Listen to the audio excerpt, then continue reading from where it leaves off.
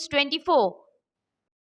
শ্রী অভিজিৎ মিত্রের উদ্যোগে একলব্য মজুমদার, রিনি পাল, শ্যামল ভট্টাচার্য সহ অন্যান্যদের পরিশ্রমে আজ দক্ষিণ দমদম পৌরসভার ৮ নম্বর ওয়ার্ড মেতে উঠল দুপুরের আড্ডাতে। আর এই আড্ডাকে কেন্দ্র করে সারা ওয়ার্ডে জনসাধারণ ক্লাইভ হাউস মাঠে জমায়েত হন। গানের তালে তালে মহিলাদের নাচ, সবকিছু নিয়ে এক আবেগঘন মুহূর্তের সাক্ষী হলাম আমরা।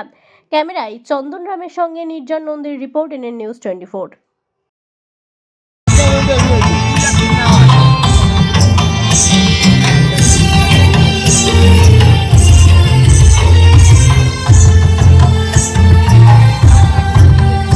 জনসমুদ্র ভালো যাচ্ছে এত সুন্দর একটা অনুষ্ঠান, খুব ভালো লাগছে। প্রকাশদা বললেন একটু বাংলা গানটা বেশি গেবে, গানটা মানুষ বাংলা গান শুনতে পছন্দ করে। তো চলুন একটু বাংলা গান শোনাই। ৮ নম্বর ওয়ার্ডের সকল নাগরিককে নিয়ে আমরা একটা দুপুরের আড্ডা এখানে করেছি। সারাদিন আমরা কাজকর্মে ব্যস্ত থাকি, ওয়ার্ডের মানুষের সাথে মেলামেশা হয় না।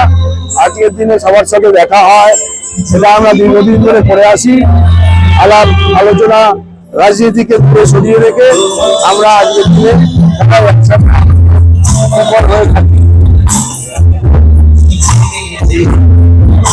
সবার একসাথে আগে এই বিশিষ্ট গায়িকা আমাদের কাছে সারা দিয়ে আছেন,